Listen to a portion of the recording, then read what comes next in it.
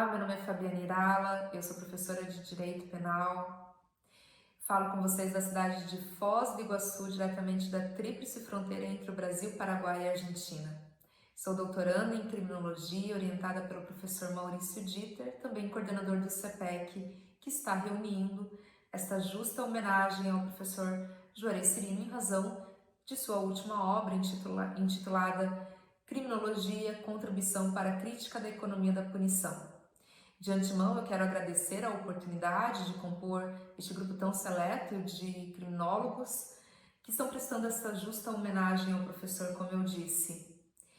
O que me chama muita atenção, professor Cirino, e eu não tive a oportunidade de ter sido sua aluna em graduação ou em pós-graduação, mas obviamente sou sua aluna em relação aos textos.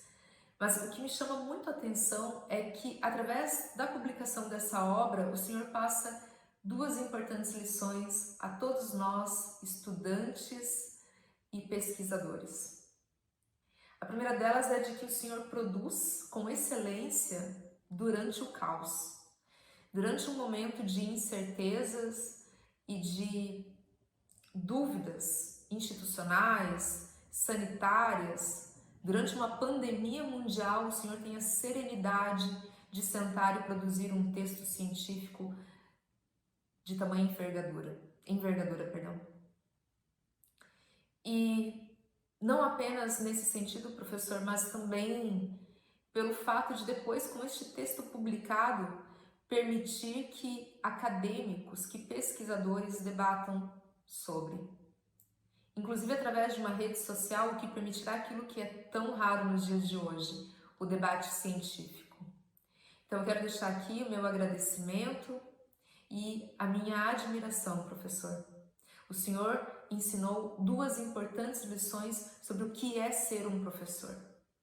Alguém comprometido com o saber, alguém que mesmo durante o caos consegue produzir ciência e que depois, despido de qualquer vaidade, permite que essa ciência seja debatida através de uma rede social. Então, muito obrigada, professor. Sem mais delongas, eu quero iniciar então o debate sobre o capítulo 18, intitulado A Criminologia Crítico-Radical, Brasil e América Latina. Antes de ponderarmos sobre o texto do professor Juarez, eu quero destacar que este texto demonstra o porquê a criminologia latino-americana deve ser estudada a partir de uma perspectiva marxista ou radical. Eu sei que muitas vezes quando nós usamos esse termo marxismo, marxista, gera alguma reticência em relação àquele indivíduo que de fato não conhece talvez as teorias de forma como são propostas pelo seu autor. Mas o professor Cirino demonstra no seu texto de uma forma brilhante e muito clara do porquê a criminologia latino-americana deve ser analisada a partir dessa perspectiva. Como diria Zaffaroni, se a nossa realidade é uma realidade periférica, nós não podemos continuar importando saberes dos países eurocêntricos. Nós precisamos pensar numa criminologia que seja latino-americana. O professor Maurício Dieter, quando ensina sobre criminologia, sempre menciona que o estudo da criminologia envolve as determinações do crime, ou seja, o criminólogo é alguém que estudará as determinações do crime. E o professor Cirino, aprofundando um pouco mais a análise dessas determinações, pontua que a criminologia analisará a criminalidade ou a criminalização. E por que eu coloco um ou? Por que criminalidade ou criminalização? Vejam, a criminologia tradicionalista analisará a criminalidade como uma realidade ontológica pré-existente. O criminólogo tradicionalista acredita que o crime existe porque existe. E se o crime existe porque existe, nós devemos tão somente puni-lo e, eventualmente, talvez pensar em métodos de prevenção. Como prevenir o delito através dessa perspectiva tradicionalista? Ou através do direito penal de suas sanções especialmente através do exemplo e da certeza de punição, ou através do estudo do indivíduo que pratica tal fato delituoso, ou seja, numa perspectiva do indivíduo através de critérios culturais, socioeconômicos, socioambientais, enfim. Então, para a perspectiva tradicionalista, a criminologia entende que o crime é uma realidade pré-existente e que nós devemos analisar esse fenômeno através do indivíduo que pratica.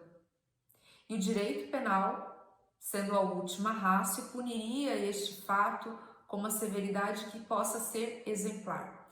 Mas o que ensinam em muitos cursos é que o direito penal propõe essas sanções através de normas penais que seriam genéricas, abstratas e igualitárias. Será que de fato o direito penal é igualitário? Será que o direito penal pune a todos da mesma forma? A teoria marxista demonstra que isso não é verdade.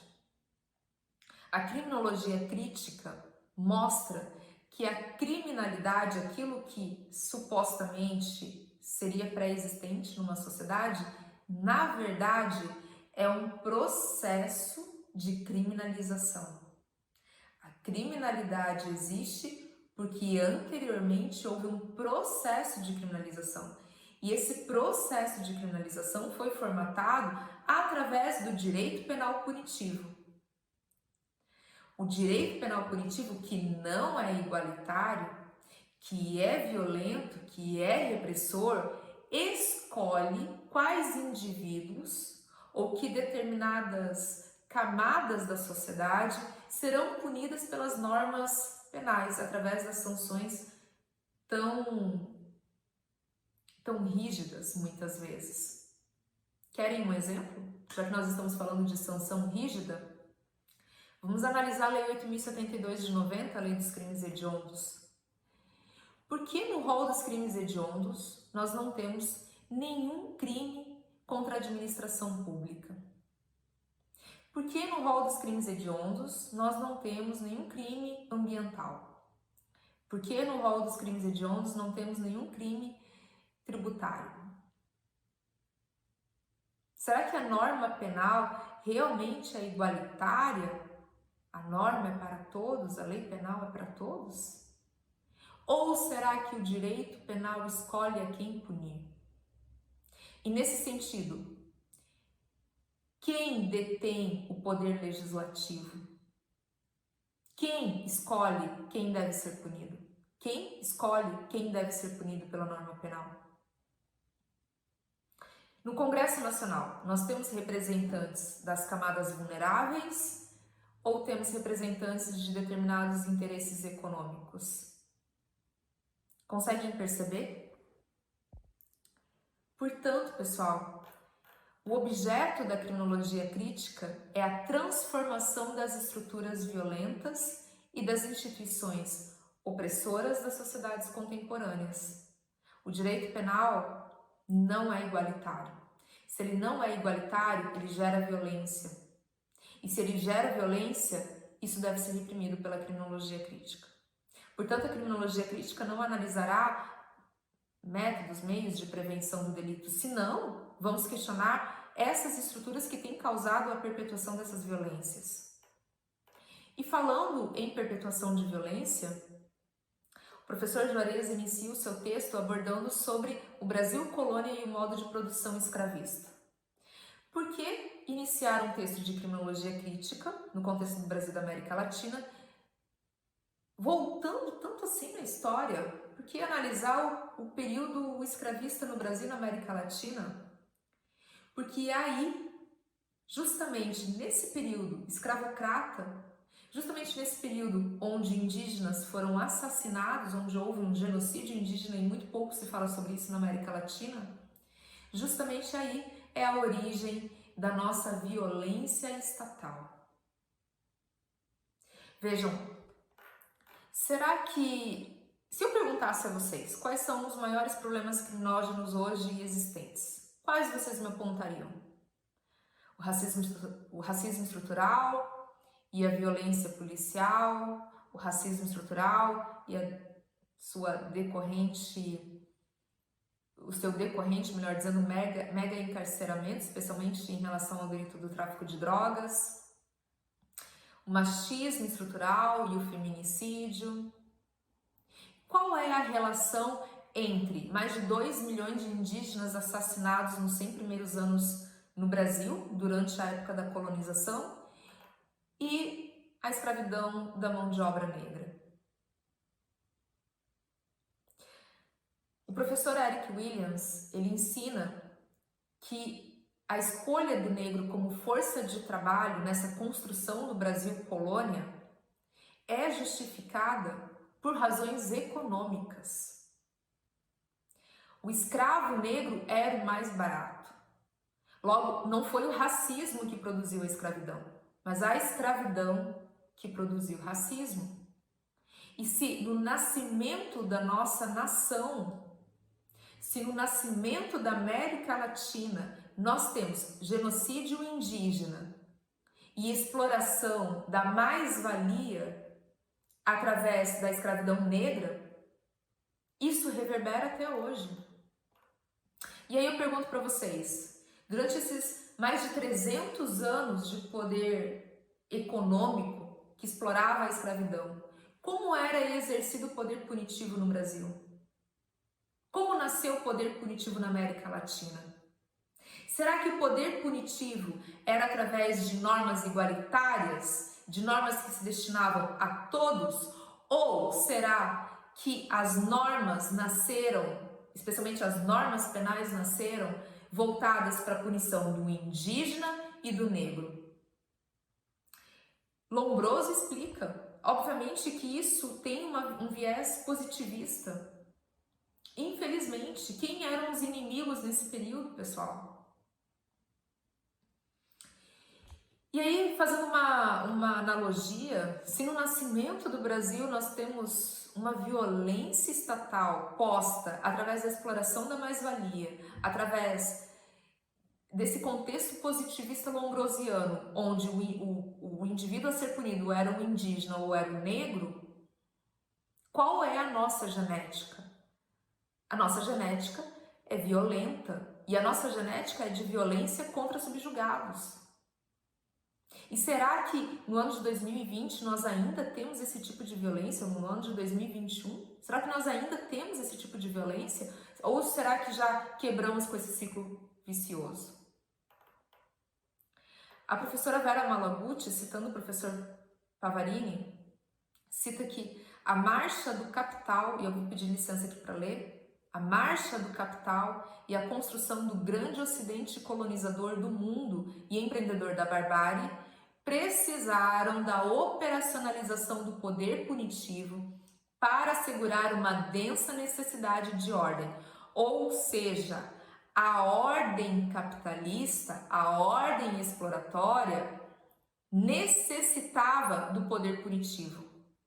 E a exploração da mais-valia no nosso território nasce dessa forma, com derramamento de sangue, com poder punitivo, discriminatório. E aí eu pergunto para vocês, como é a criminologia brasileira e como é a criminologia latino-americana? Será que, se continuarmos importando os modelos eurocêntricos de civilizações que foram construídas e desenvolvidas sobre um outro contexto, esses institutos surtirão os efeitos necessários ou almejados aqui no nosso território latino-americano? O professor Juarez cita que a criminologia brasileira nasce dentro dos livros de medicina legal. Por que isso? Porque Lombroso, se nós analisarmos Lombroso quando escreve O Homem Delinquente, ele faz uma análise antropológica, né? Ele mede os crânios, ele classifica o indivíduo como delinquente a partir das suas características corpóreas. E nesse modelo positivista nasce a criminologia brasileira. Depois, na década de 80, alguns cursos desenvolvem a criminologia dentro das suas grades curriculares, cursos universitários, como uma matéria autônoma. E a partir principalmente do livro A Criminologia Radical, do professor Cirino, No Brasil, então, impõe-se que a criminologia é a crítica ao direito penal, porque o direito penal é violento, punitivista e seletivo. E não apenas ao direito penal, mas também ao sistema de justiça criminal e ao Estado capitalista, porque o Estado capitalista necessita da perpetuação da desigualdade e da opressão. E não se enganem, o sonho dourado do capitalista é a ascensão, é o que vendem, não é? Que no modelo capitalista você pode ascender socialmente, mas isso não é verdade, porque enquanto você vender a sua mais-valia, você continua sendo explorado. Você não é o detentor do poder.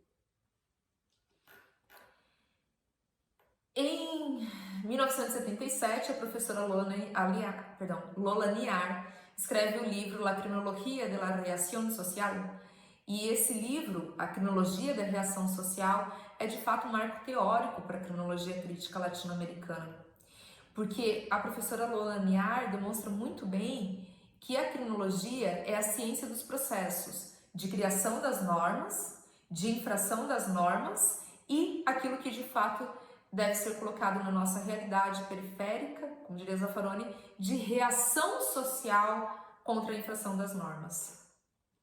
Portanto, nós teríamos duas abordagens. Nós teríamos a criminologia de passagem ao ato, que busca explicações etiológicas do crime, principalmente sobre enfoques antropológicos e sociológicos, criminologia positivista, e a criminologia da reação social, que altera esse foco do ator individual, especialmente indígenas e negros, ressalto, para o sistema do controle social. Lei penal, polícia, justiça e prisão. Quem faz o poder punitivo? Quem exerce o poder punitivo? As normas penais. E nesse sentido, qual é a função da norma penal?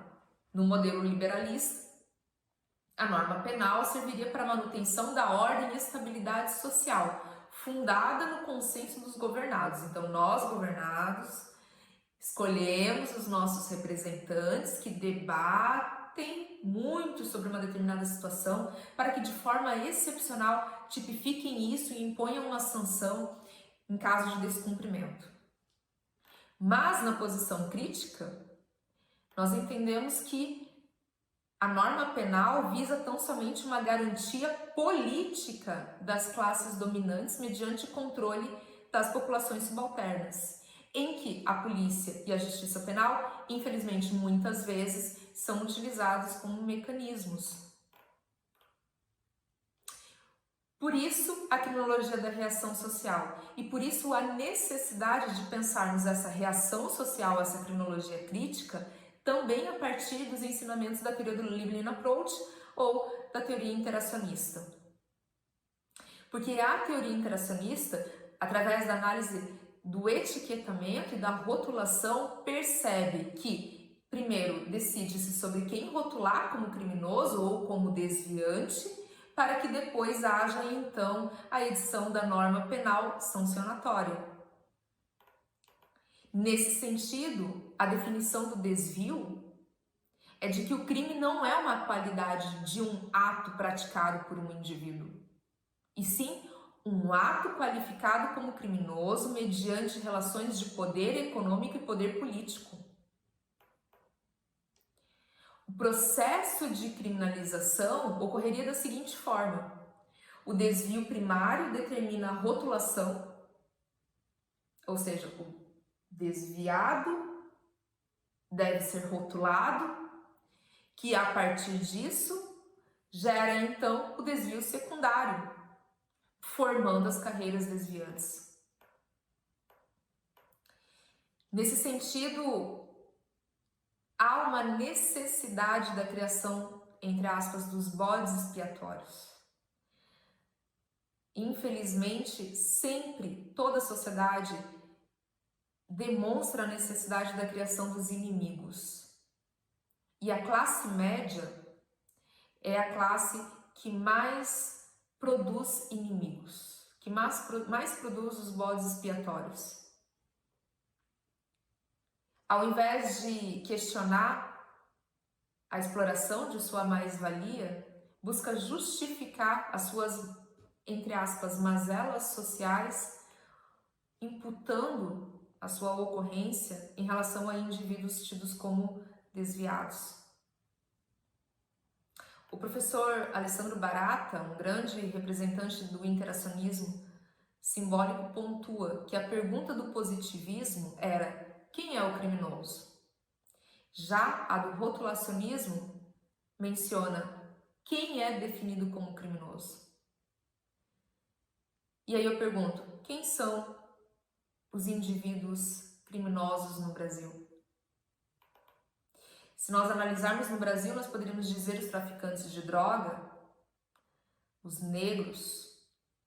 E na América Latina, nós temos um problema muito sério envolvendo os migrantes tidos como ilegais. É óbvio que não existe migração ilegal, mas vejam que até nesse sentido há rotulação. Migrantes ilegais. E quem são esses migrantes ilegais? Os latino-americanos.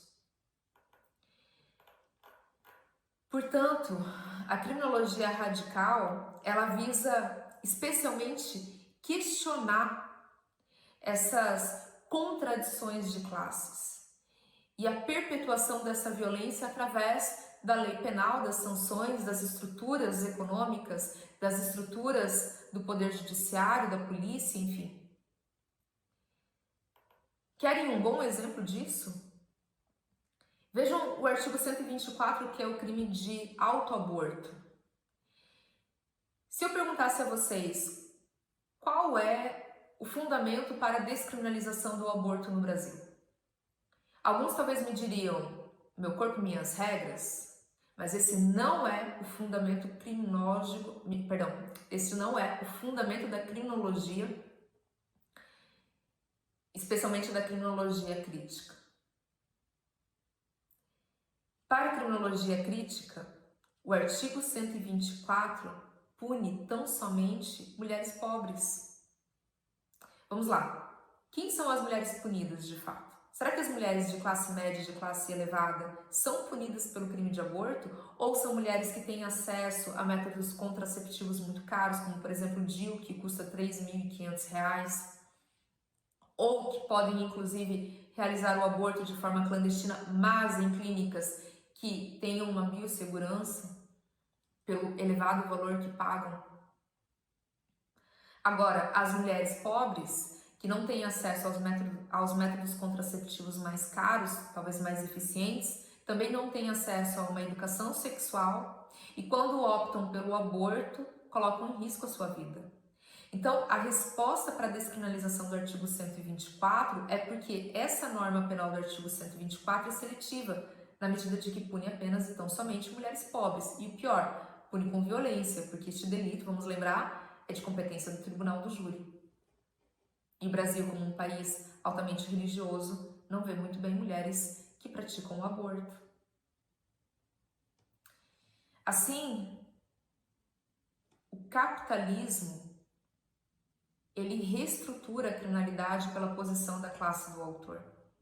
As massas populares, produtoras de violência patrimonial e sexual, são submetidas a tribunais rigorosos. E as elites proprietárias do poder econômico e proprietárias muitas vezes, ou representantes pelo menos do poder político, proprietários do poder político não, enfim, não adentrarei nessa discussão, mas representantes pelo menos do poder político são submetidas a tribunais especiais com sanções quando punidas não estigmatizantes. Assim, a proposta da penalidade para a criminologia crítica é a redução desse controle social e desse poder punitivo, exceto, e isso é importante destacar, exceto os crimes violentos contra a vida, a integridade e a sexualidade. Para os demais, nós deveríamos pensar em medidas de descriminalização, despenalização e desinstitucionalização, principalmente também de sanções que não sejam tão estigmatizantes. Se o sistema penal está perpetuando as desigualdades sociais e se o sistema penal está perpetuando a violência, nós precisamos repensar esse sistema. Bom, Por isso, a professora Lula Niar propõe a criminologia da libertação. Essa é a criminologia da América Latina. Uma criminologia crítica, radical, que visa analisar não aquilo que está posto na sociedade sob a superfície, mas as causas reais das violências e, enfim, dos problemas envolvendo as desigualdades sociais que temos em nosso território. Isso posto, já deu 25 minutos, então eu quero agradecer a oportunidade e me colocar à disposição. Se vocês tiverem alguma dúvida, podem deixar nos comentários aqui embaixo, não sei se eles estão habilitados, acredito que sim. E, enfim, me colocar à disposição, agradecer novamente por essa oportunidade. Um grande abraço da Tríplice Fronteira para todos.